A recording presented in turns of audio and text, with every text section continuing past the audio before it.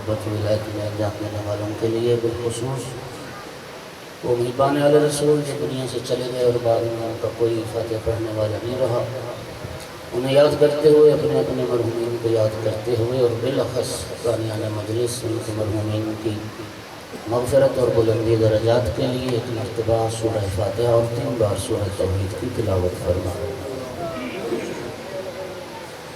اعوذ باللہ من الشیطان الرجیم، بسم اللہ الرحمن الرحیم، الحمدللہ رب العالمین، الرحمن الرحیم، مالک یوم الدین، ایاک نعبد و ایاک نستعین، اہدنا الصراط المستقیم،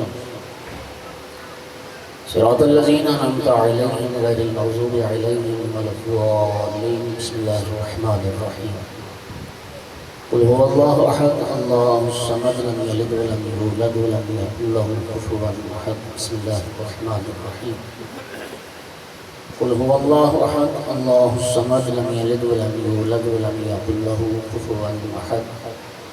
بسم اللہ الرحمن الرحیم، قل هو اللہ احد اللہ الصمد لم يلد ولم يولد ولم يكن له كفوا أحد۔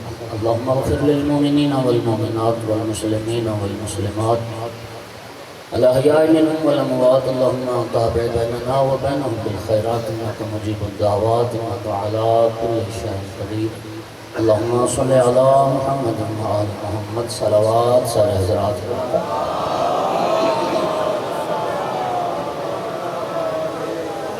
یوسف زہرا امام صاحب علیہ السلام کے ظہور میں تعجیل کے لیے بھی بلند تر صلوات اللہ۔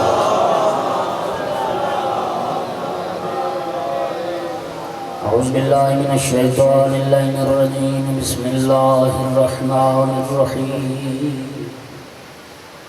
الحمدللہ رب العالمین والعاقبۃ للمتقین والجنة للمؤمنين والنار للمنافقين۔ الحمد لله الذي جعلنا من المتمسكين بولاية علي بن أبي طالب وأولاده المعصومين۔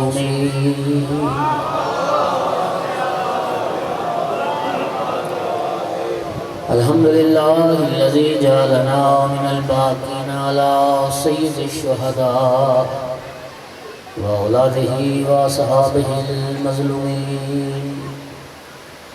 الصلاة والسلام والتحية والإكرام على رسوله الكريم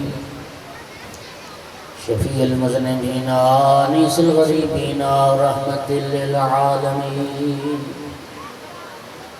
أعني العبد المؤيد الرسول المسدد المحمود الأحمد المصطفى الأمجد أبا القاسم محمد،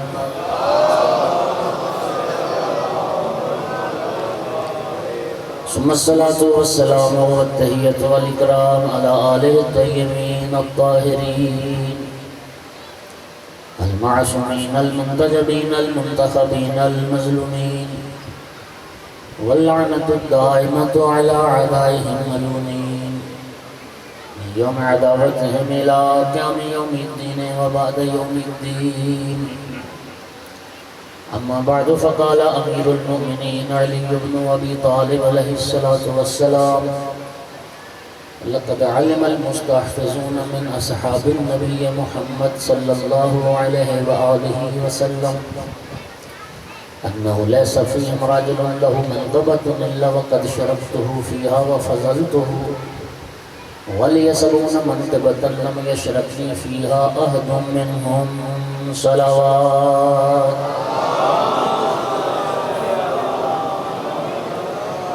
سامعین گرامی قدر، شیخ صدوق رضوان اللہ تعالی علیہ کی بہت ساری کتابیں ہیں، ان میں ایک کتاب ہے الخصال، اس کا اردو ترجمہ بھی ہوا ہے۔ اس کتاب الخصال سے مولا علی علیہ السلام کا ایک فرمان مبارک ہے جو میں نے آپ کے سامنے پڑھا۔ مولا فرماتے ہیں کہ لقد علم المستحفظون من اصحاب النبی محمد صلی اللہ علیہ وسلم، آقا کا نام سنا کریں تو صلوات پڑھا کریں۔ مولا فرماتے ہیں رسول اللہ کے اصحاب یہ بات جانتے ہیں کہ کسی صحابی کے پاس کوئی فضیلت ایسی نہیں ہے جس میں میں علی اس کے ساتھ شریک نہیں۔ وَلِيَسَبُونَ مَنْقَبَةً لَمْ يَشْرَكْنِي فِيهَا أَحَدٌ مِّنْهُمْ، لیکن میری 70 فضیلتیں ایسی ہیں جن میں کوئی صحابی میرے ساتھ شریک نہیں۔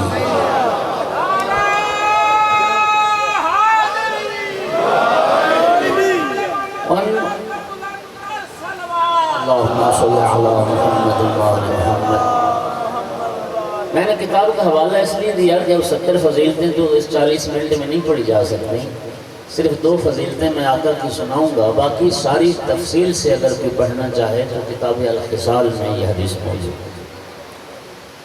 مولا فرماتے ہیں اول منقبت لی، میری جو سب سے پہلی فضیلت اور منقبت ہے جس میں کوئی صحابی میرے ساتھ شریک نہیں ہے، وہ منقبت یہ ہے کہ انی لم اشرک باللہ طرفۃ عین، علی نے چشم زدن کے لیے بھی شرک نہیں کیا۔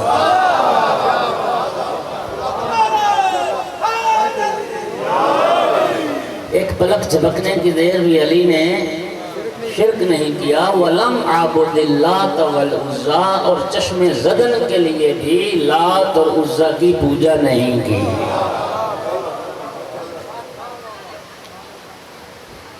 سورہ مبارکہ یوسف میں ارشاد پروردگار، اب اجازت دیں تو چند آیات الہی میں چاہتا ہوں آپ کو سننا، اور ایک آیت قرآن کو سننے کا عجز پتہ ہے کتنا ہے؟ قال رسول اللہ صلی اللہ علیہ وآلہ وسلم من استمع آیتا من القرآن خیر له من سبیر ذهب۔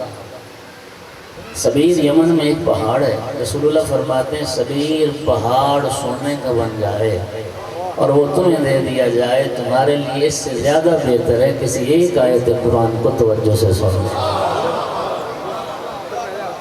تو سب سے پہلے سورہ مبارکہ یوسف میں ارشاد ہوتا ہے وَمَا يُؤْمِنُ أَكْثَرُهُم بِاللَّهِ إِلَّا وَهُم مُشْرِكُونَ۔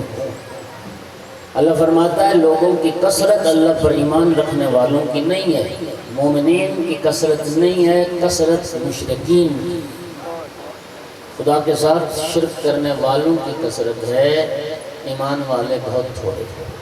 یہ ایک آیت ہے۔ سورہ مبارکہ لقمان میں ارشاد ہوا وَإِذْ قَالَ لُقْمَانُ لِابْنِهِ وَهُوَ يَعِظُهُ قَالَ يَا بُنَيَّ لَا تُشْرِكْ بِاللَّهِ فَإِنَّ الشِّرْكَ لَظُلْمٌ عَظِيمٌ۔ حضرت لقمان جب اپنے بیٹے کو وصیت فرما رہے تھے تو فرمایا اے بیٹا اللہ کے ساتھ کسی کو شریک نہ بنانا، اس لیے کہ شرک سب سے بڑا ظلم ہے، شرک ظلم عظیم ہے۔ مولا علی علیہ السلام نہج البلاغہ میں فرماتے ہیں ظلم 3 طرح کے ہیں۔ کچھ ظلم ایسے انسان کر بیٹھتا ہے کہ جو توبہ اور استغفار کرنے سے معاف ہو جائیں گے، کچھ ظلم ایسے ہیں جن کو جبران کرنا پڑے گا، کسی کا حق کھا گیا، کسی کے حق پہ ڈاکہ ڈالا، کسی کو ناجائز مارا۔ اب یہ ظلم ایسا ہے کہ صرف توبہ اور استغفر اللہ پڑھنے سے معاف نہیں ہوگا، صاحب حق کا حق لوٹانا پڑے گا۔ جس پہ زیادتی کی ہے اس سے حلیت طلب کرنا پڑے گی، پہلے اس سے معافی مانگنا پڑے گی، پھر رب سے معافی مانگنا پڑے گی۔ 2 باتیں ہو گئی۔ مولا علی فرماتے ہیں تیسری قسم ظلم کی اما الظلم الذی لا یغفر، وہ ظلم ایسا ہے جو اصلاً قابل بخشش نہیں ہے، جو معاف نہیں ہو سکتا، اور وہ ظلم ہے فہو الشرک۔ علی مولا فرماتے ہیں وہ شرک وہ ظلم ہے جو کبھی معاف ہونے والا۔ اب سورہ مبارکہ نساء کی 2 آیات پڑھنے لگا ہوں، آخری حصہ تھوڑا سا مختلف ہے، ورنہ یوں ہی لگتا ہے کہ شاید ایک ہی آیت کا تکرار ہو گیا قرآن میں 2 بار، تکرار نہیں ہے، تھوڑا سا حصہ مختلف ہے۔ اللہ رب العزت فرماتا ہے ان اللہ لا یغفر ان یشرک بہ، تحقیق اللہ شرک کو معاف نہیں کرے گا، ویغفر ما دون ذلک لمن یشاء، شرک کے علاوہ جتنے بھی گناہ ہیں وہ اللہ جس کے چاہے معاف کر دے۔ وَمَن يُشْرِكْ بِاللَّهِ فَقَدْ ضَلَّ ضَلَالًا بَعِيدًا، اور اللہ فرماتے ہیں جس نے شرک کیا وہ بہت دور کی گمراہی میں جا گرا، وہ بہت بڑا گمراہ ہے جو مشرک ہے۔ اب پھر اگلی آیت سنیں، ان اللہ لا یغفر ان یشرک بہ ویغفر ما دون ذلک لمن یشاء، اللہ شرک کو معاف نہیں کرے گا اور شرک کے علاوہ جتنے گناہ ہیں وہ کریم جس کے چاہے معاف کر دے۔ وَمَن يُشْرِكْ بِاللَّهِ فَقَدْ افْتَرَىٰ اِثْمًا عَظِيمًا، اور جس نے شرک کیا اس نے عظیم گناہ کا ارتکاب کیا۔ اب ایک حدیث سماعت فرمائیں، حضرت عبداللہ ابن مسعود جلیل القدر صحابی رسول ہے، باوفا صحابہ میں سے تھے جنہیں رسول زادی کے جنازے میں شرکت کا شرف ملا ہے۔ ابن مسعود ان 7 افراد میں سے ایک ہے۔ سرکار دو عالم نے جناب ابن مسعود کو خطاب کر کے فرمایا، ابن مسعود ایاک ان تشرک باللہ، ابن مسعود اللہ کے ساتھ کسی کو شریک نہ بنانا، شرک سے بچنا۔ وَإِنَّ الشِّرْكَ بِالْمِنْشَارِ، چاہے آرے کے ذریعے تمہیں ٹکڑے ٹکڑے کر ڈالا جائے، اور کتے تا تلوار کے ذریعے تمہارے بدن کے ٹکڑے ٹکڑے کر دیے جائیں، اور سلیبتا چاہے تمہیں سولی پہ چڑھا دیا جائے، اور احرقت بالنار چاہے تمہیں آگ سے جلا کے راکھ بنا دیا جائے، یہ سب کچھ قبول کر لینا لیکن شرک نہ کر۔ اچھا اب میں دوستو خدا کے لیے میں عرض یہ کرنا چاہتا ہوں کہ جب قرآن اور حدیث کی نگاہ میں شرک ظلم عظیم ہے، شرک گناہ کبیرہ ہے، شرک ناقابل بخشش ہے، تو میں آپ سے التماس کروں گا خدا کے لیے امام صادق علیہ السلام سے پہلے ایک حدیث سنیں تاکہ پھر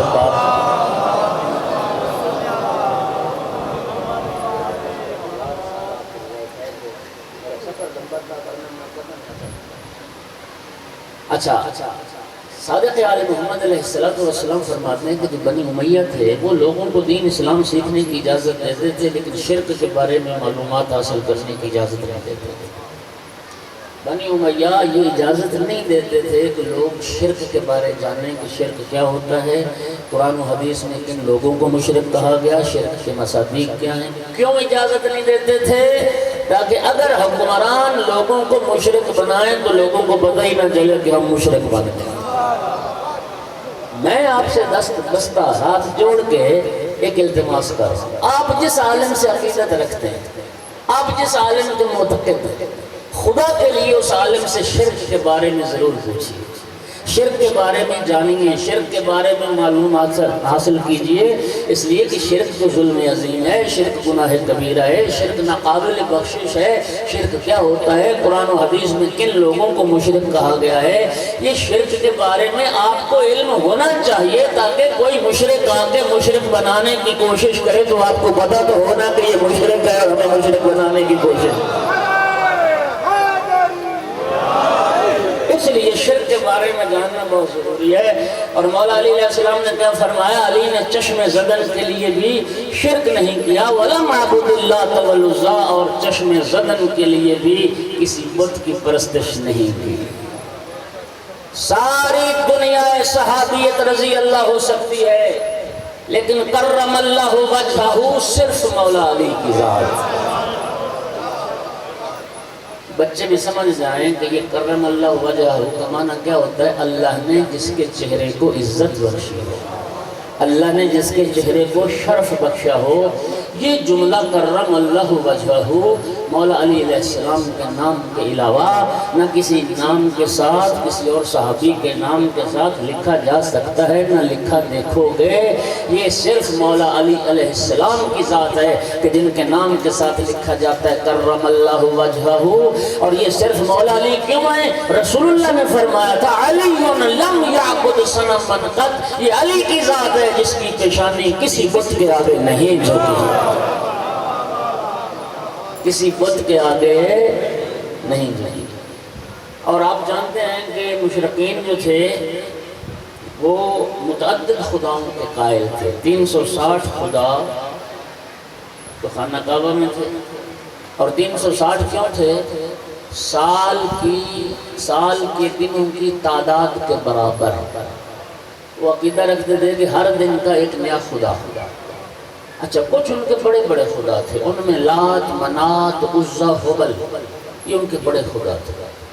یہ در حقیقت مورتیاں تھیں، مؤنث تھے۔ یہ جو لات، منات، عزا ہے یہ دیویاں تھیں ان کی۔ اور مشرک یہ عقیدہ رکھتے تھے کہ یہ اللہ کی بیٹیاں ہیں۔ ہاں اللہ کی بیٹیاں قرآن مجید میں 3-4 مقام پہ ہے، ویسے 2 آیات میں پڑھنے لگا ہوں۔ ایک مقام پہ اللہ فرماتا ہے فَاسْتَفْتِهِمْ عَلَى رَبِّكَ الْبَنَاتُ وَلَهُمُ الْبَنُونَ، میرا محبوب ان مشرکین سے سوال تو کرو، تمہارے رب کے لیے بیٹیاں اور تمہارے لیے بیٹے۔ ہاں چونکہ مشرک تو بیٹیوں کو پسند نہیں کرتے تھے، قرآن کہتا ہے وَإِذَا بُشِّرَ أَحَدُهُم بِالْأُنثَىٰ ظَلَّ وَجْهُهُ مُسْوَدًّا، جب کسی کو خبر دی جاتی تھی کہ تیرے ہاں بیٹی پیدا ہو گئی، بیٹی کی خبر سن کے اس کا چہرہ سیاہ ہو جاتا تھا، یعنی باعث ننگوار سمجھتا تھا۔ اور بیٹی کی ولادت کے بعد مشرکین کے دو رد عمل ہوتے تھے۔ قرآن کہتا ہے یتوارا من القوم، یا تو بیٹی کی خبر سن کے وہ شہر ہی چھوڑ جاتے تھے، اس بستی سے نکل جاتے تھے، لوگوں کا سامنا ہی نہ کرنا پڑے، لوگ کیا کہیں گے تیرے یہاں بیٹی پیدا ہو گئی، ام یدسہ فی التراب، یا قرآن دوسرا رد عمل یہ بتاتا ہے کہ بیٹیوں کو زندہ خاک میں گاڑ دیتے تھے، زندہ دفن کر دیتے تھے۔ خالق فرماتا ہے محبوب ان سے پوچھو تمہارے رب کے لیے بیٹیاں اور تمہارے لیے بیٹے۔ پھر دوسرے مقام پہ فرماتا ہے لکم الذکر وَلَهُ الْأُنثىٰ، تمہارے لیے بیٹے اور اللہ کے لیے بیٹیاں، تلک اذا قسمۃ ضیزیٰ، یہ تو بڑی غیر عادلانہ تقسیم تھی، یہ تو بڑی غیر عادلانہ۔ تو یہ لات منات عزیٰ کو یہ اللہ کی بیٹیاں سمجھتے تھے، مشرک ملائکہ کو بھی اللہ کی بیٹیاں ہی سمجھتے تھے، یہ ان کے بڑے خدا ہوتے تھے۔ یہ منات جو دیوی تھی یہ سیاہ پتھر کی تھی، مکہ اور مدینہ کے درمیان۔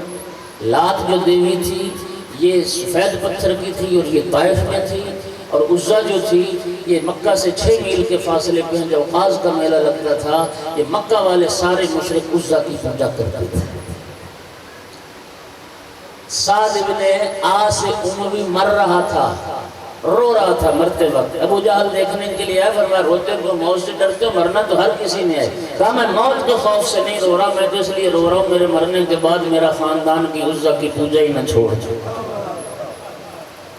تو جو چاہ رہا ہوں جن گھروں میں بت نصب تھے، بت پرستی والے مشرک لوگ، علی مولا فرماتے ہیں میں علی نے چشم زدن کے لیے بھی کسی بت کے آگے پیشانی، بلکہ یقین فرمائیے یہ لات اور عزیٰ سارا عرب فخر کرتا تھا ان کی پرستش پر۔ امام حسین علیہ السلام عاشور کے دن میرے آقا جب میدان کربلا میں آئے اور مولا حسین علیہ السلام نے جو رجز پڑھا، اور رجزیہ جو اشعار تھے ان اشعار میں بھی مولا نے اس چیز کی طرف اشارہ کیا۔ اب اگر اجازت دیں تو میں آقا کے رجز کے 4 اشعار جو ہیں وہ سنانا چاہتا ہوں۔ میرے مولا نے فرمایا من لہو جد کجدی فی الورا او کشیخی فانا ابن القمرین، فاطمۃ الزہرا امی و ابی قاسم القفر ببدر و حنین، عبد اللہ غلاما یافعا و قریش یعبدون الوثنین یعبدون اللات والعزى معا وعلی صلی الی القبلتین۔ میرے مولا حسین کا رجز عاشور کے دن میدان کربلا میں من لہو جد کجدی فی الورا، او لشکر یزید بتاؤ کون ہے کائنات میں میرے نانا جیسا جس کا نانا ہو؟ کون ہے کائنات میں، کون ہے کائنات میں میرے نانا جیسا جس کا نانا ہو، اور میرے دادا جیسا جس کا دادا ہو؟ میں حسین ہوں جو ایسے شمس و قمر کا بیٹا ہوں۔ فاطمہ الزہرا امی، میری ماں سیدۃ النساء ہے، صلوات پڑھو نا سیدہ کی ذات میں سارے بلند آواز۔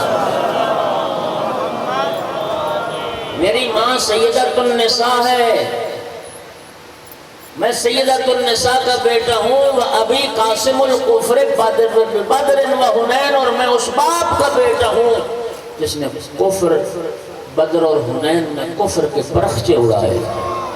عبد اللہ غلاما یافعا، میں اس باپ کا بیٹا ہوں جنہوں نے بچپن سے اللہ کی عبادت کی ہے۔ وقریش یعبدون الوثنین، جبکہ سارے قریش ان 2 بتوں کی پوجا کر رہے تھے۔ یعبدون اللات والعزى معا، اور لشکر یزید جس زمانے میں سارے قریش لات اور عزیٰ کی پوجا کر رہے تھے، سارے قریش ان 2 بتوں کی عبادت کر رہے تھے۔ علی صلی الی القبلتین، میرا بابا علی 2 قبلوں کی طرف رخ کر کے نماز ادا کر رہا۔ تمہاری پیشانی بھی اللہ کے سوا کسی کے آگے نہ جھکنے پائے۔ آپ امیر المومنین کے مومن، اور مولا علی علیہ السلام وہ توحید پرست ہیں جو بت شکن بھی ہے۔ مولا علی وہ توحید پرست ہے۔ آپ کیا سمجھتے ہیں کہ بت توڑنا کوئی معمولی کام تھا؟ اللہ جانتا روایت پڑھنے لگا، مشرکین کا ایک گروہ سرکار کے پاس آیا، آ کے کہا کہ ہم آپ کا دین قبول کرتے ہیں، ہم آپ کا کلمہ پڑھتے ہیں، لیکن مشروط کلمہ پڑھیں گے، ہماری 3 شرطیں۔ سرکار نے فرمایا کہو کیا شرط ہے؟ کہا جی ہماری پہلی شرط یہ ہے کہ ہمیں 1 سال تک بت پوجنے کی اجازت دی جائے۔ جی بھر کے بتوں کی پوجا کر لیں، ہمارے دل میں کوئی حسرت نہ رہ جائے، 1 سال تک تو ہمیں بت پوجنے کی اجازت ہے۔ دوسری ہماری شرط یہ ہے کہ ہمیں نماز پڑھنے کا نہ کہا جائے، یہ رکوع اور سجود ہم نہیں کریں گے۔ تیسری ہماری شرط یہ ہے کہ ہمیں آپ بتوں کے توڑنے کا بھی نہیں کہیں گے، ہم بتوں کو نہیں توڑیں گے۔ اب سرکار کا جواب سنو گے، سید الانبیاء نے فرمایا میرا دین اختیار کرو یا نہ کرو، کلمہ میرا پڑھو یا نہ پڑھو، جہاں تک تعلق ہے پہلی شرط کا، تم کہتے تو 1 سال تک بت پرستی کی اجازت دی جائے، تمہیں 1 لمحے کے لیے بھی بت پرستی کی اجازت نہیں دی جائے۔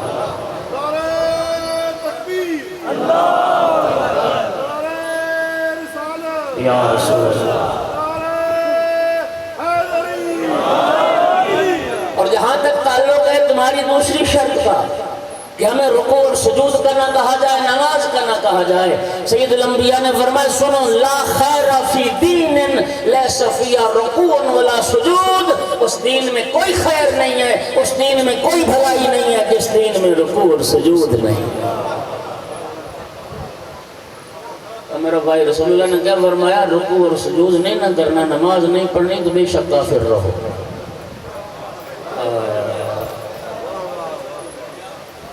تو ہم جو کلمہ پڑھ کے بھی پھر نماز نہیں پڑھتے، ہمارا کیا بنے گا؟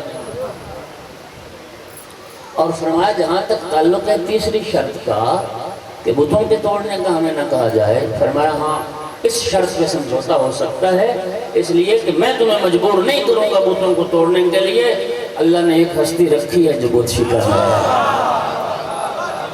ہے، ایک ہستی ہے۔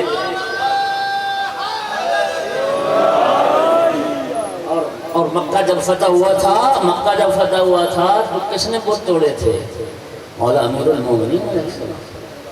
تاریخ بشریت میں پہلی بت شکنی حضرت ابراہیم علیہ السلام نے فرمائی، پھر مکہ جب فتح ہوا تو مولا امیر المومنین فرزند ابراہیم حیدر کرار نے بت شکنی فرمائی، 360 بت پڑے تھے، سب توڑ دی، پاش کر۔ مشرکین کا، قریش کا بڑے خداؤں میں سے ایک خدا تھا، اس کا نام حبل تھا، یہ خانہ کعبہ کی چھت پر تھا۔ حبل مشرکین کا یہ وہ حبل وہ خدا ہے کہ جنگ احد میں ابو سفیان اس حبل کو، یہ پیتل اور تانبے کا بنا ہوا بت تھا، انسانی شکل کا۔ ابو سفیان جنگ احد میں اس حبل کو اونٹ پہ لاد کے میدان احد میں لے گیا تھا۔ پہلی جو جنگ تھی نا وہ غزوہ بدر تھی، غزوہ بدر میں ابو جہل جو تھا وہ عزہ کو اونٹ پہ لاد کے لے گیا تھا۔ اب غزوہ بدر کی تاریخ کو پڑھ لیں، ان کا عقیدہ تھا ہمارے خدا ہمارے ساتھ ہوں گے، ہماری مدد بھی کریں گے۔ علامہ ذیشان حیدر جوادی نے ایک بڑا خوبصورت جملہ لکھا، وہ فرماتے تھے کفر کے خداؤں میں 3 عیب تھے، پہلا عیب تھا کوئی بنائے تو بنے، دوسرا عیب تھا کوئی بٹھائے تو بیٹھے، تیسرا عیب تھا کوئی ماننے والا ہو تو خدا ہی چلے۔ کفر کے خدا محتاج، ہمارا خدا بے نیاز۔ قل هو اللہ احد اللہ الصمد، وہ صمد ہے، وہ بے نیاز ہے۔ تو یہ جب عزہ کو، اس دیوی کو لے گئے نا اونٹ پہ لاد کے، تو میدان بدر میں یہ نعرہ لگا رہے تھے، نحن نحمل العزہ ولا عزہ لکم۔ جب وہ نعرے تو ہوتے ہیں نا، جذبات بھڑکاتے ہیں اور برانگیختہ کرتے ہیں، تو یہ ان کا نعرہ تھا جنگ بدر میں، نحن نحمل العزہ ولا عزہ لکم۔ دیکھو ہمارے پاس عزہ ہے، تمہارے پاس کوئی عزہ، ہمارے پاس عزہ ہے، تمہارے پاس کوئی عزہ۔ یہ صرف نعرہ نہیں تھا، یہ ایک نفسیاتی وار تھا مسلمانوں کے خلاف، اس لیے کہ مسلمانوں میں بہت سارے تو وہی تھے جو کل تک کسی عزہ کو سجدہ کرتے رہے تھے، آج وہ عزہ آ گیا ان کے سامنے، تو یہ نعرہ لگاتے تھے ہمارے پاس عزہ ہے، تمہارے پاس کوئی عزہ نہیں ہے۔ کسی نے بارگاہ رسالت میں عرض کی، یا رسول اللہ مشرک تو نعرہ لگا رہے ہیں اور مسلمانوں کے پاس نعرے کا کوئی جواب نہیں ہے، ہمارے پاس بھی کوئی نعرہ ہونا چاہیے۔ سرکار دو عالم نے مولا امیر المومنین علیہ السلام کو بلایا، فرمایا یا علی جاؤ مشرکین کے نعرے کا جواب ہے۔ کیا جواب دو؟ یہ جواب نہ پیغمبر نے پڑھایا، نہ سکھایا، نہ بتایا۔ مولا امیر سامنے ہے، کیا نعرہ لگا رہے ہو؟ نحن نحمل العزہ ولا عزہ لکم، ہمارے پاس عزہ، تمہارے پاس کوئی عزہ نہیں۔ میرے مولا امیر المومنین نے جواب دیا، اللہ مولانا ولا مولا لکم، اللہ ہمارا مولا ہے، تمہارا کوئی مولا نہیں۔ اللہ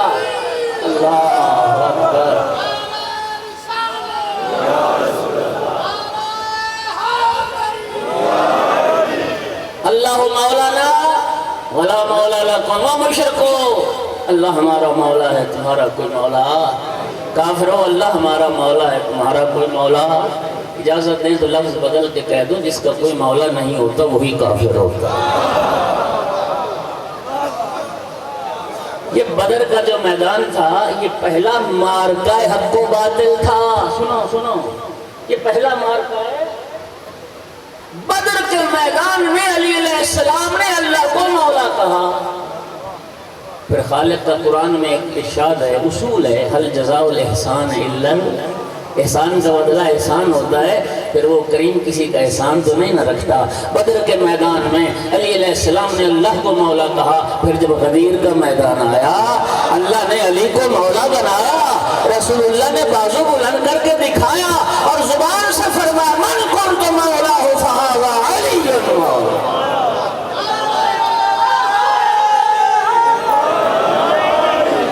میں مولا اسی کا ہوں علی جس کا مولا ہے۔ خانہ کعبہ والے سارے کو توڑ دیے، حبل بچ گیا، خانہ کعبہ کی چھت پر تھا۔ مولا امیر بارگاہ رسالت میں حاضر ہو، یا رسول اللہ حبل بچ گیا، کعبہ کی چھت پر ہے، میرا ہاتھ نہیں پہنچ رہا، یا رسول اللہ کیا کروں؟ سرکار نے فرمایا یا علی کرنا کیا ہو، میرے شانوں پہ سوار ہو گیا۔ سرکار نے مولا علی علیہ السلام کو اپنے کندھوں پہ سوار کیا۔ خدا جانتا ہے ایک تاریخ نے بڑا خوبصورت جملہ لکھا، مولا جب شانوں پہ سوار ہو گئے سرکار نے پوچھا یا علی خود کو کس بلندی پہ محسوس کر رہے ہو؟ عرض کی یا رسول اللہ آپ کے شانوں کی بدولت علی اتنا بلند ہو گیا ہے، چاہو تو آسمان کے ستارے توڑ کے آپ کے قدموں میں ڈالو۔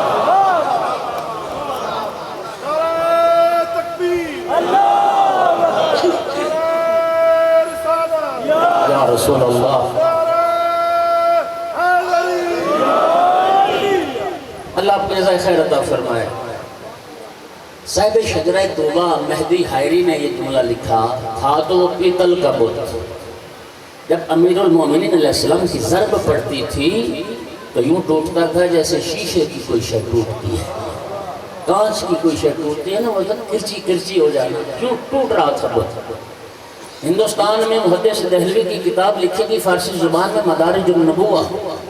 مدارج النبوہ میں محدث دہلوی نے یہ جملے لکھے کہ جب مولا علی علیہ السلام سرکار کے شانوں پہ سوار ہو کر بت کو توڑ رہے تھے، سرکار کے لب متحرک ہوئے اور سید الانبیاء نے فرمایا یا علی خوشا بحال تو کہ کار حق نہیں کو نہیں، وہ خوشا بحال من کے بار حق نہیں کشم، اے علی تجھے بھی مبارک ہو، اے علی مجھے بھی مبارک ہو، اے علی تجھے مبارک ہو کہ تو حق کے کام میں مشغول ہے، اور مجھے مبارک ہو کہ میں نے حق کو کندھوں پہ اٹھا رکھا۔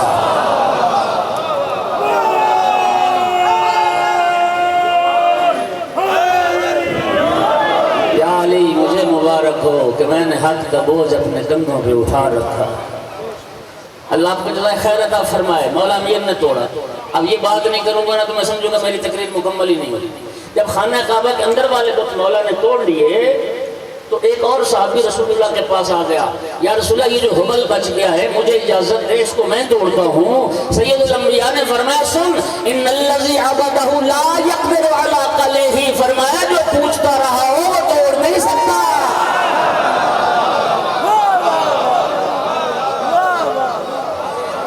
جو پوچھتا رہا ہو، بت پرست کبھی بت شکن نہیں ہوتا، بت شکن وہی ہوتا ہے جو کرم اللہ وجہہ۔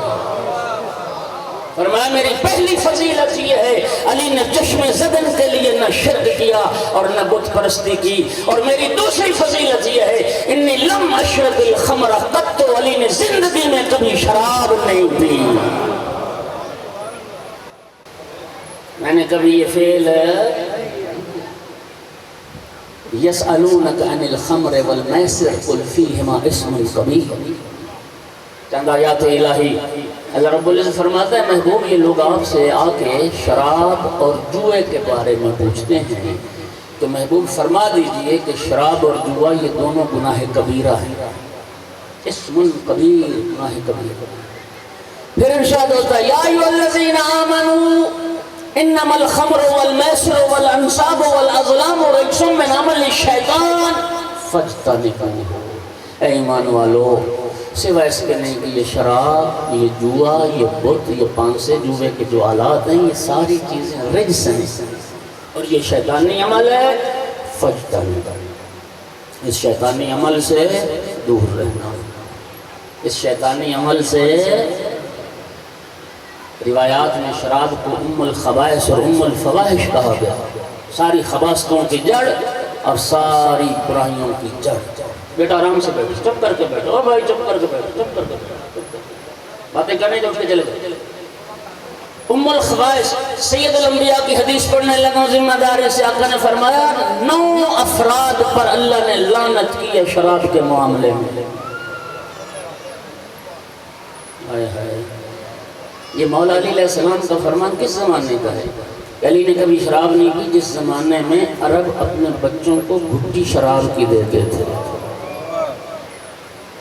اور میرا بھائی اللہ جانتا ہے، جب مسلمان ہو گئے صدر اول کے لوگ، کلمہ پڑھ لیا، تفسیر المنار عالم اسلام کی کتاب ہے، صحابہ کرام کا بیان ہے، ما حرم علینا شیء اشد من شرب الخمر، کہتے ہیں کہ شراب کی حرمت سے زیادہ کوئی حکم ہم پر سخت گزرا ہی نہیں۔ یہ صحابہ کہتے ہیں کہ سب سے جو حکم ہم پر سخت گزرا نا، وہ شراب کی حرمت والا حکم تھا۔ یہی وجہ پھر بھی چسکا لگا لیتے تھے بعض لوگ۔ آپ حیران ہو گئے، جن لوگوں پہ حدیں جاری ہوئی ہیں وہ شراب نہیں پی تھی، کیا کیا تھا انہوں نے؟ اچھا آپ تو یوں سمجھ رہے ہیں کہ جیسے آج ہمارے معاشرے میں مسلمان شراب نہیں پیتے، آج نہیں پیتے مسلمان؟ کیا خدا کی قسم، مرضی کا دین بنایا ہوا ہے، دین کو گھر کی لونڈی سمجھ رکھا ہے۔ خنزیر نہیں کھانا حرام ہے، شراب پی لینی حلال ہے۔ ہاں، سور نہیں کھانا، رشوت کھا لینی ہے۔ خنزیر نہیں کھانا، سود کھا لینا ہے۔ خنزیر نہیں کھانا، لوگوں کا حق کھا لینا ہے۔ کہاں ہے اسلام، کہاں ہے؟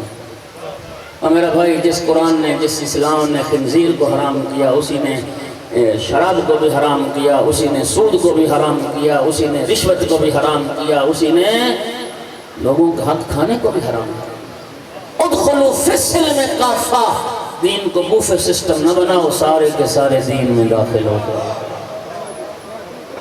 9 افراد پر رسول اللہ فرماتے ہیں اللہ نے لعنت کی ہے شراب کے معاملے میں۔ لعن اللہ الخمر، اللہ نے شراب پر بھی لعنت کی۔ وغارسہا، جو انگور اور کھجور کاشت کرے اس نیت سے کہ شراب بنائیں گے، اس کاشت کرنے والے پر بھی لعنت۔ وآسرہا، شراب کشید کرنا، شراب بنانا، بٹھیاں بنانے چلانے والوں پر بھی اللہ کی لعنت۔ وبائہا، بیچنے والے پر بھی اللہ کی لعنت۔ وآکل ثمنہا، شراب کی قیمت کھانے والے پر بھی اللہ کی لعنت۔ ومشتریہا، شراب خریدنے والے پر بھی اللہ کی لعنت۔ وحاملہا، شراب اٹھا کے لانے والے پر بھی اللہ کی لعنت۔ والمحمولۃ الیہ، جس کے لیے لائی جا رہی اس پر بھی اللہ کی لعنت۔ وساقیہا، پلانے والے پر بھی اللہ کی لعنت۔ وشاربہا، پینے والے پر بھی اللہ کی لعنت۔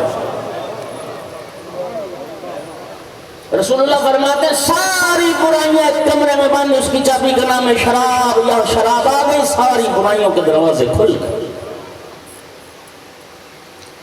لا تجمع الخمر والایمان فی جوف رجل ابدا، رسول اللہ فرماتے ہیں ایک انسان کے وجود کے اندر شراب اور ایمان، یہ 2 چیزیں کبھی اکٹھے نہیں ہو سکتے۔ ایک انسان کے اندر شراب اور ایمان ساتھ تو دو میرا، شراب اور ایمان کبھی اکٹھے نہیں ہو سکتے۔ سرکار کی حدیث ہے، مزید آسان کر کے کہوں تاکہ بچے بھی بات سمجھ جائیں، رسول اللہ کے اس فرمان کا مطلب ہے کہ یہ ہو ہی نہیں سکتا بندہ مومن بھی ہو اور نشئی بھی ہو۔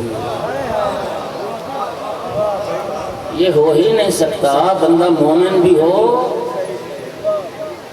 نشئی بھی ہو۔ من شارب المسکر لم یقبل اللہ لہ صلاتہ 40 صباحا، ایک گھونٹ شراب پیا 40 دن تک اللہ نماز قبول نہیں کرے گا، اور اگر شراب پینے کے بعد 40 دن کے اندر توبہ نہ کی اور موت آ گئی، رسول اللہ نے فرمایا مات میتۃ الجاہلیہ، وہ کافر مر جائے گا، وہ مسلمان نہیں مرے گا، وہ مسلمان نہیں مرے گا۔ عزادار مولا حسین کے تشریف فرما ہو، سید الشہداء کا چہلم منایا جا رہا ہے، چہلم کے ایام ہیں، ایمان سے بتاؤ مولا حسین علیہ السلام کا تو قیام ایک شرابی کے خلاف تھا۔ جب ولید گورنر مدینہ نے یزید کی بیعت کے لیے بلایا تھا، مولا حسین علیہ السلام نے کیا فرمایا تھا؟ مولا کا یہ فرمان ہر مومن اور عزادار کے دل پہ لکھا ہونا چاہیے۔ آقا نے فرمایا تھا یزید رجل فاسق شارب الخمر، یزید ایک فاسق مرد اور شراب خور انسان ہے، کیا حسین یزید کی بیعت کرے؟ اور یاد رکھنا اگلی بات بھی، کل مسکر حرام، ہر نشہ حرام ہے، شراب بھی حرام ہے، چرس بھی حرام ہے، بھنگ بھی حرام ہے۔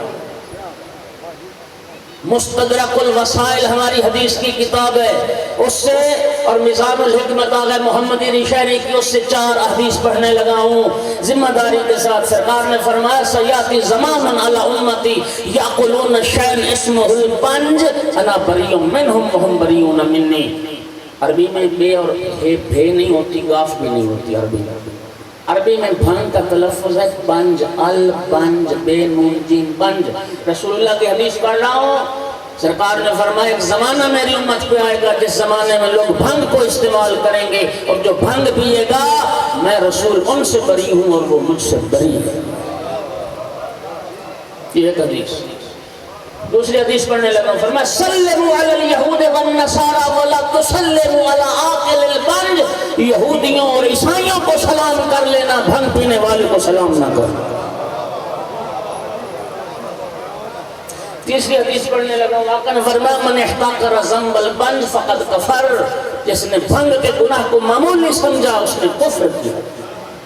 چوتھی حدیث پڑھنے لگا، من اکل البنج فکأنما ہدم الکعبۃ 70 مرہ، جس نے بھنگ پی 70 بار کعبے کو اس نے گرا دیا۔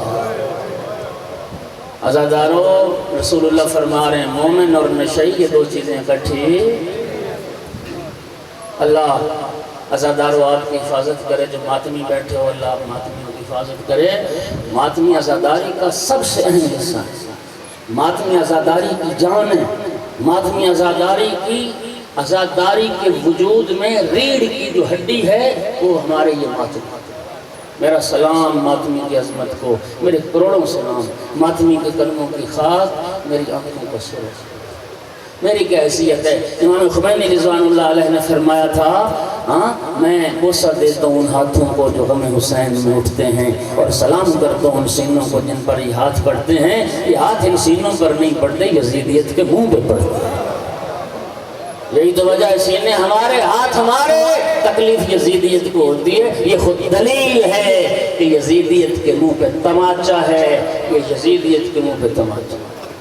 اور آپ جانتے ہیں ہمارے ماتمی جوان ماتم کو کہتے ہیں کہ ہماری نماز ہے، ایک اصطلاح ہے، میں سمجھتا ہوں یہ ان کی عقیدت ہے، چونکہ ماتم عبادت ہے، الحمدللہ عبادت ہے، اور وہ عقیدت کی بنیاد پر کہتے ہیں کہ یہ ہماری نماز ہے، یہ ماتم ہماری نماز ہے۔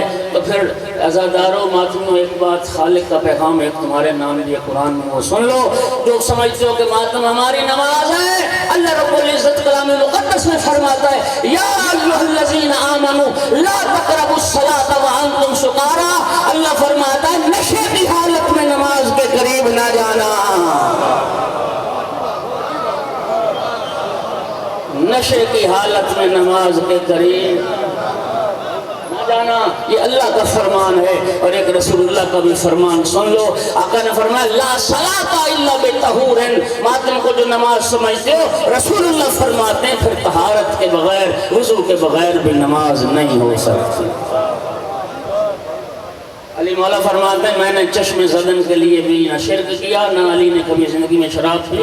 آپ کو یاد ہوگا آپ کے لاہور میں کچھ عرصہ پہلے ایک بدبخت نے امیر المومنین کی شان میں گستاخی کی تھی، واصل جہنم ہو گیا۔ وہ شخص پہنچ گیا اپنے اسلاف کے پاس جس نے کہا تھا کہ علی مولا نے یہ پی کے نماز پڑھا دی تھی۔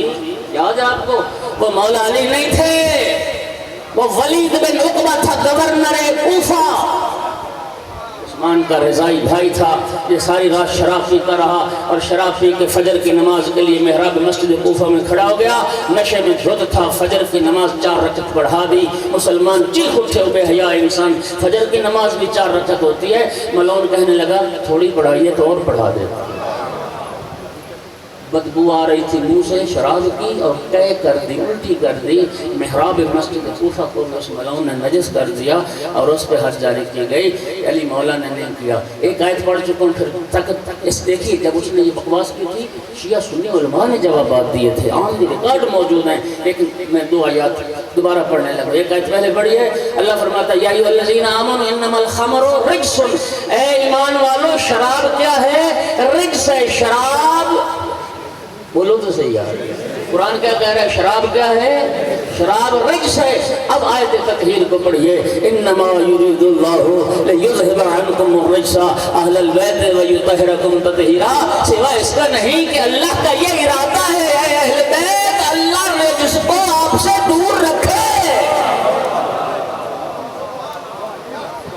شراب رجس ہے اور اللہ نے رجس کو اہل بیت سے دور رکھا ہے۔ عبد الرحمن ابن عمر جن کی کنیت ابو شہمہ تھی، شراب کے جرم میں پکڑے گئے اور باپ کی عدالت میں لائے گئے۔ شیعہ سنی کتابوں میں روایت نہ ہو تو میں مجرم، باپ نے حد جاری کرنے کی سزا سنا دی کہ میرے بیٹے نے شراب پی، اس کو کوڑے مارے جائیں۔ جب باپ نے فیصلہ کر دیا، سزا سنا دی، تو ابو شہمہ نے عبد الرحمن ابن عمر نے ایک جملہ کہا، یا معاشر المسلمین من فعل فعلی فی جاہلیت و اسلام فلا یحدنی، اے گروہ مسلمین یاد رکھو، جس نے زمانہ جاہلیت میں یا زمانہ اسلام میں یہی میرے والا فعل کیا ہے، جس نے زمانہ جاہلیت یا اسلام میں شراب پی ہے، اس کو کوئی حق نہیں ہے مجھ پہ حد جاری کرے۔ اللہ جانتا جب ابو شہمہ نے یہ کہا، ہر مسلمان کے قدم میدان سے ہٹ گئے سوائے 3 ہستیوں کے، میرے آقا امیر المومنین علی علیہ السلام، میرے آقا امام حسن مجتبی علیہ السلام، میرے آقا امام حسین علیہ السلام۔ مولا امیر المومنین نے کوڑا اٹھایا، آگے بڑھے، حسن مجتبی سے فرمایا بیٹا اس کا دایاں ہاتھ پکڑو، امام حسین علیہ السلام سے فرمایا بیٹا بایاں ہاتھ پکڑو، ہم حد جاری کریں گے ابو شہمہ پر۔ امیر المومنین علیہ السلام نے کوڑے مارنے شروع کیے، لما ضربہ 16 صوتا، جب 16واں کوڑا لگا ابو شہمہ بے ہوش ہو گیا، اور جب بے ہوش ہوا میرے آقا امیر المومنین نے اس کے کان میں آتی جملہ کہا، اذا وافیت ربک فقل رب ضربنا الحد لیس فی جانبہ حد، اے ابو شہمہ جب اللہ کی بارگاہ میں جانا اپنے رب سے کہنا اس نے مجھ پر حد جاری کی ہے زندگی میں جس پر کوئی حد جاری نہیں۔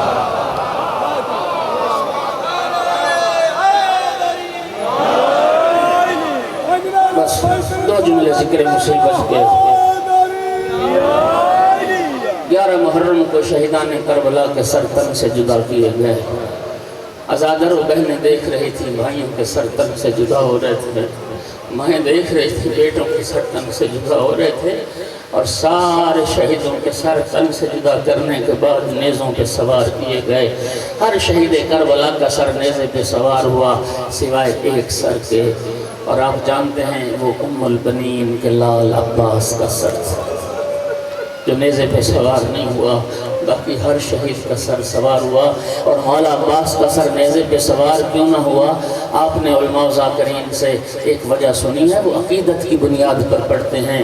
وہ کہتے ہیں کہ اس لیے نیزے پہ سوار نہیں ہوتا تھا، بہنوں کے ننگے سر نظر آتے تھے، رسول زادیوں کے کھلے ہوئے سر نظر آتے تھے۔ عزادارو اگر یہ وجہ ہو تو میرا سوال یہ ہے، اگر مولا عباس نہیں دیکھ سکتے تھے رسول زادیوں کے ننگے سر، تو کیا جناب علی اکبر دیکھ سکتے تھے؟ کیا جناب قاسم دیکھ سکتے تھے؟ اونو محمد دیکھ سکتے تھے؟ نہیں، کوئی نہیں دیکھ سکتا تھا۔ عزادارو وجہ یہ نہیں تھی، وجہ یہ تھی کہ عاشور کے دن مولا عباس علیہ السلام کے بازو کٹ گئے، آنکھ میں تیر پیوست ہو گیا، اور میرے آقا نے سر کو جھٹکا دیا کہ جھٹکے سے تیر نکلے، لیکن جھٹکے سے تیر نہیں نکلا۔ مولا عباس گھوڑے کی زین پہ جھکے اور اپنے زانوں بلند کیے کہ زانوں کی مدد سے تیر نکل جائے، لیکن عزادارو سر کا جھکانا تھا گھوڑے پر، ایک ظالم نے اتنا بھاری گرز مارا سر اقدس پر، مولا عباس کا سر کچلا گیا تھا۔ عزادارو مولا عباس کا سر مبارک نیزے پہ سواری کے قابل ہی نہیں رہ گیا تھا۔ یہی وجہ تھی کہ رومال میں باندھ کے، کپڑے میں باندھ کے، گھوڑے کی گردن کے ساتھ لٹکا رکھا۔ کربلا سے کوفہ اور کوفہ سے شام تک گھوڑے کی گردن میں مولا عباس کا سر باندھا گیا تھا۔ عزاداروں کربلا سے یہ سر کوفہ لائے گئے اور کوفہ سے جب شہیدوں کے سر شام روانہ کیے گئے، بس آخری جملے ہیں دو، 18 سر آل محمد کے گھرانے کے جو ان کی نگاہ میں بڑے قیمتی سر تھے، ان کے لیے لکڑی کا صندوق بنوایا گیا۔ یہ یزیدیوں کا طریقہ تھا، جب بستیوں سے شہروں سے گزرتے تھے تو سروں کو نیزوں پہ چڑھا لیتے تھے۔ جب رات کو جہاں پہ رکتے تھے ان 18 سروں کو نیزوں سے اتار کے اس صندوق میں بند کر کے تالا لگا کے رکھتے تھے، صرف اس لیے کہ کہیں آل محمد کے چاہنے والے ہم پہ حملہ کر کے ہم سے یہ سر چھین نہ لیں۔ عزاداروں ایک ایک یزیدی کے پاس ایک ایک سر تھا۔ اس ملعون کے پاس مولا حسین علیہ السلام کا سر مبارک تھا نا، وہ روایت کرتا ہے کہ جب قافلہ حلب کی طرف نکلا تو 2 منزلیں ہم نے اکٹھا سفر کیا، راستے میں کوئی منزل نہ آئی، دگنا سفر ہمیں کرنا پڑا۔ 2 منزلیں سفر کے بعد پھر ایک منزل آئی۔ اس دن ہم کہتا ہے سفر کر کر کے اتنے تھک گئے تھے کہ بس ہم تھکاوٹ سے اتنے چور تھے کہ سواریوں سے اترے، دسترخوان لگا، کھانا کھایا ہر کسی نے اور بے ہوش ہو کے سو گیا۔ اس دن ہمارے اندر اتنی ہمت نہیں تھی کہ سروں کو اتاریں اور پھر صندوق میں بند کریں اور پھر تالا لگائیں۔ ہر کسی نے نیزہ اپنے پہلو میں لگایا۔ عزادر میں نے پڑھ دیا، آپ نے سن لیا۔ یہ ظالم اتنے تھک گئے تھے جو بے پلان اونٹوں پہ سوار تھے۔ اولاد رسول کا کیا بنا ہوگا؟ علی و بدول کی اجرکم علی اللہ، اجرکم علی اللہ۔ کہتا ہے وہ جس نیزے پہ مولا حسین کا سر تھا نا، وہ نیزہ بھی میں نے پہلو میں لٹایا اور میں سو گیا۔ آخری جملہ عزادار کہتا ہے چاندنی رات تھی، میری آنکھ کھلی، میں اٹھا، میں نے سپاہیوں کا بھی جائزہ لیا، قیدیوں کا بھی جائزہ لیا۔ میں نے کیا دیکھا، حسین کی چھوٹی بیٹی سکینہ آہستہ آہستہ میری جانب آ رہی ہے۔ کہتا ہے میں ساری صورتحال سمجھ گیا کہ آج اس بچی کو یہ علم ہے کہ میرے بابا کا سر صندوق میں بند نہیں ہے، میرے بابا کا سر صندوق سے باہر ہے۔ یہ بچی یقیناً اپنے بابا سے ملنا چاہتی تھی، لیکن جب مجھے دیکھا نا تو بچی سہم کی، قدم رک گئے، لیکن میں دیکھنا چاہتا تھا کہ بچی کرنا کیا چاہتی ہے۔ شقی کہتا ہے میں لیٹ گیا، اپنی آنکھیں میں نے کھلی رکھی، بچی کو جب تسلی ہوگی نا میں سو گیا۔ آہستہ آہستہ قدم اٹھاتے ہوئے میرے آگے آئی اور بڑے آرام سے نوکے نیزہ سے بابا کے سر کو جدا کیا۔ جو بیٹیوں والے بیٹھے ہو، آپ جاتے ہوں گے بیٹیوں سے ملنے، بیٹیاں آتی ہوں گی آپ سے ملنے۔ خدا کی قسم کائنات میں کوئی بیٹی باپ کو ایسے نہ ملی جیسے جناب سکینہ بابا کو ملی۔ شقی کہتا ہے بیٹی نے بابا کا سر جدا کیا، پھر گود میں رکھا اور بیٹی نے بابا کے رخسار چومنے شروع کیے۔ شقی کہتا ہے میں اس وقت تڑپ گیا جب میں نے یہ دیکھا حسین کے لب بھی متحرک تھے، سکینہ بابا کے رخسار چوم رہے تھے، حسین بیٹی کے رخسار چوم رہے تھے۔ ملعون کہتا ہے میں اٹھا، اپنا ہاتھ بلند کیا، بچی نے جلدی سے بابا کا سر زمین پہ رکھ دیا اور کہتی تھی ظالم مجھے نہ مار، اور میں سر لینے نہیں، میں تو بابا سے مل